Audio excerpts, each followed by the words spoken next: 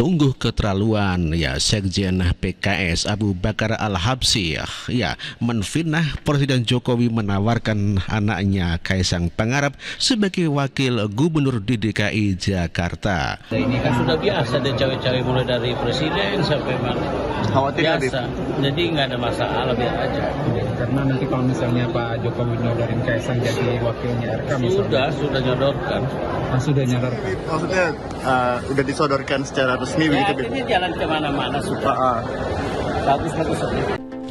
Tentu saja tuduhan PKS itu yang mengatakan bahwa Jokowi menawarkan Kaisang sebagai wakil gubernurnya ke partai politik dibantah oleh Grace Natali sebagai staf kepresidenan. Staf khusus Presiden Grace Natali membantah kabar yang menyebut Presiden Joko Widodo menyodorkan nama putranya Kaisang Pangarep pada partai-partai untuk diusung dalam pilkada. Grace mengeklaim Presiden Jokowi tidak pernah ikut campur dalam pencalonan kepala daerah di daerah manapun. Selain itu, Jokowi juga disebut saat ini fokus mengerjakan tugas-tugas kepresidenan sampai Oktober 2024. Wakil Dewan Pembina Partai Solidaritas Indonesia ini juga menyebut pencalonan kepala daerah sejatinya adalah wewenang partai politik, bukan presiden. Lagi pula, kunci dari pencalonan kepala daerah adalah popularitas tokoh dan jumlah kursi masing-masing partai politik. Itulah keterangan daripada Grace Natali yang merupakan staf presiden, di mana dia mengatakan bahwa membantah ya Presiden Jokowi cawe-cawe anaknya diusulkan sebagaimana dituduhkan oleh Sekjen PKS Abu Bakar Al-Habsyi yang mengatakan bahwa Presiden Jokowi ya menawarkan ke sejumlah partai politik agar Kaisang menjadi wakil gubernurnya. Namun demikian Abu Bakar Al-Habsyi bungkam ketika ditanya asal sumbernya. Abu Bakar Al-Habsyi bungkam dan tidak bisa menjawab. Itu berarti itu hanya sebuah ocehan belaka atau fitnah belaka. Hal itu disampaikan juga oleh Habibur Rahman, politisi Gerindra yang ya sangat kecewa terhadap tuduhan Jokowi cawe-cawe di dalam pilkada, apalagi sampai menawarkan anaknya. Ya, teman-teman PDIP, kalau Pak Jarod saya perlu sampaikan ya, kita ini kan baru saja melewati kontestasi, berbagai macam fitnah, tuduhan, apalagi ya hal-hal seperti itu ya kan. Rakyat sudah menentukan pilihan, ya, bahwa tidak diterima rakyat segala bentuk narasi seperti itu, cawe-cawe. Oleh rakyat kan rakyat memutuskan bahwa yang disebut cawe-cawe ternyata mendapat dukungan terbesar, ya. Yang nuding-nuding cawe-cawe ternyata kayak baterai handphone, ya kan? Itu kan bentuk hukuman rakyat kepada orang yang menuding cawe-cawe. Bukan institusinya ya, pada orang-orang yang menuding cawe-cawe. Rakyat sudah menghukum mereka. Apakah sekarang ingin mengulangi kesalahan yang sama? Ya silahkan, monggo.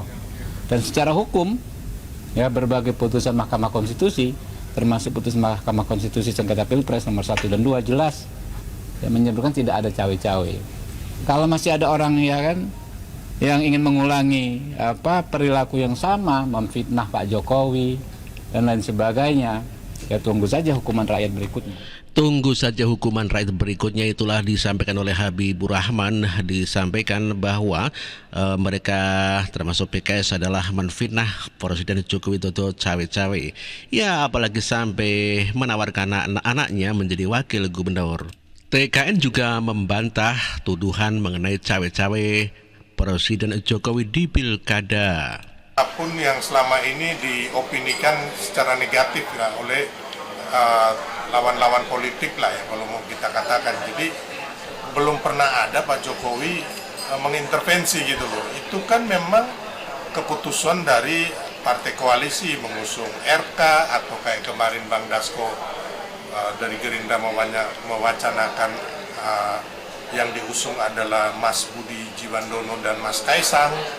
Jadi semuanya ini saat ini masih cair ya kan. Pendaftaran pun masih lama ya. Jadi kalau wacana bahwa Pak Presiden Jokowi menjegal itu adalah orang-orang yang ingin agar kayak Anies ini berasa disolimin, berasa gitu. Yang kita tahu dulu pun dikatakan Pak Jokowi akan mengganjal Mas Anies untuk maju di Pilpres. Itulah bantahan TKN yang mengatakan bahwa membantah tuduhan cawe-cawe Presiden Jokowi, apalagi sampai akan mengganjal Anies Baswedan di Pilkada Jakarta. Sungguh keterlaluan fitnahan-fitnahan dari PKS itu. Demikian juga disampaikan oleh Ketua Projo Budiari yang merupakan juga Menkominfo terkait cawe-cawe Presiden Joko Widodo. Presiden cuma beraspirasi aja, masuk istilahnya cawe-cawe itu aja sinikal bang. Nah, aspirasi boleh dong, kamu aja boleh sini, nggak usah cawe-cawe. Sementara Koalisi Indonesia Maju disampaikan oleh Suparno merupakan dari Sekjen PAN, dia mengatakan Pilkada Jakarta sepakat tim untuk bersama-sama mengusung calonnya.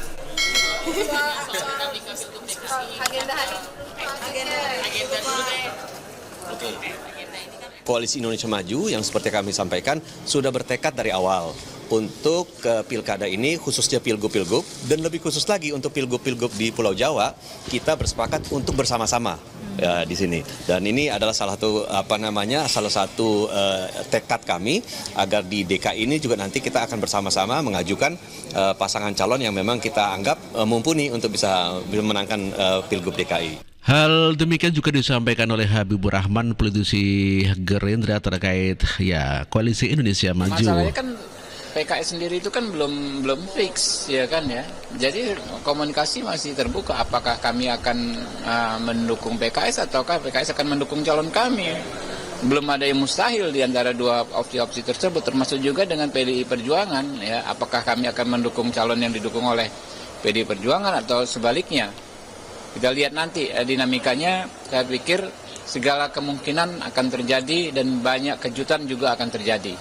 Pokoknya yang jelas kita cari yang terbaik. RK juga kan kita nggak bisa paksakan, ya, karena kan Partai Gerindra kan nggak cukup, ya. Jadi harus dijajaki dengan baik ke rekan-rekan partai politik yang lain. Semuanya masih bisa berubah. Sementara Ridwan Kamil belum tentu diusung oleh Golkar ya. Golkar masih ragu-ragu untuk mengusung Ridwan Kamil dan bisa jadi Ridwan Kamil batal untuk dicalonkan di Pilkada Jakarta. Pak RK kira-kira kalau mengulangi sukses di Jakarta bersedia nggak gitu? Nah waktu itu Ridwan Kamil bersedia. Harus didudukkan. Pertama yang merekomendasikan atau yang memberikan surat tugas kepada saudara Ridwan Kamil untuk di Jawa Barat dan di Jakarta itu kan Golkar, gitu ya. Karena waktu itu kami kan berasumsi ya, di Jakarta mungkin setelah Pileg dan Pilpres akan semuanya mulai dari awal, dari nol. Karena Pak Anies kan waktu itu menjadi calon presiden. Kita berhitung ya kayaknya rasa-rasanya Pak Anies sudah masuk di level nasional, kok turun lagi di Jakarta, waktu itu kan begitu. Nah maka kemudian kita komunikasi dengan Ridwan Kamil yang kita anggap sukses di Jawa Barat. Pak RK kira-kira kalau mengulangi sukses di Jakarta bersedia nggak gitu. Nah waktu itu Ridwan Kamil bersedia. Nah tapi waktu itu juga kita sudah menganti-wanti. Dan dia juga menyatakan begitu. Kita akan terus lihat perkembangan, ya perkembangan. Nah, memang waktu hentakan pertama itu kan cukup bagus ya. Artinya dengan tagline on the way to Jakarta itu masyarakat menilai wah ini boleh juga nih. Makanya waktu itu elektabilitasnya lumayan tertinggi sendirian. Karena nggak ada nama-nama yang lain belum masuk pada saat itu. Nah, tapi begitu tiba-tiba ada yang nyebut Pak Anies maju lagi, kemudian disebutkan Pak Basuki Cahayapurnama gitu. Situasinya kan jadi berbeda ya. Sangat kompetitif gitu loh bagi Ridwan Kamil dibandingkan kalau terhadap pada surat yang kedua di Jawa Barat yang memang dia mau ada nama baru, nama yang lama dan segala macam tetap berada di atas gitu loh. Itulah politisi Golkar yang masih meragukan kekuatan daripada Ridwan Kamil untuk maju di Pilgub Jakarta dikarenakan ada nama-nama lain seperti Anies Baswedan maupun Basuki Cahayapurnama. Sementara Idrus Marham mengatakan bahwa Ridwan Kamil lebih bisa berpeluang untuk maju di Pilkada Jawa Barat yang akan berkoalisi dengan PKS. Kalau dari Golkar sendiri, apakah sudah ada pembicaraan di sana, Pak? Ya saya bilang begini, pertama kan di dalam media juga saya sudah sampaikan bahwa ya memang ada beberapa nama, ya, dan sebenarnya kalau kita bicara tentang Kim, lebih khusus lagi dengan Prabowo, ya hubungan antara Prabowo dengan PKS itu tahun 2014 karena kebetulan saya ketua koalisinya itu kita sangat dekat. Jadi tidak pernah ada masalah kita dengan PKS. Sehingga kalau kita melakukan komunikasi politik, ya tidak ada masalah. Meskipun pada waktu itu kalau kita lakukan komunikasi politik, tiba-tiba muncul satu respon negatif. Wah ini Kim ini nggak benar nih, ini ingin menjegal Anies nih. Saya katakan nggak ada sama sekali. Yang ada dalam dunia politik praktis itu adalah adu strategi. Kalau kita berkomunikasi dengan PKS, ya itu adalah strategi. Silahkan berkomunikasi juga. Kan gitu, dan faktanya sekarang kan PKS telah menentukan pasangannya dengan Anies sebagai calon gubernur dan calon wagubnya adalah saudara saya. Itulah Idrus Marham juga menyampaikan bahwa tidak benar kalau Golkar mau menjegal Anies Baswedan. Dan Anies Baswedan tidak bisa dijegal dikarenakan telah diusung oleh PKS, meskipun PKS sendiri belum cukup untuk mengajukan calon sendiri yang akan dipasangkan dengan Soebul Imam Wiranu sesama partai PKS.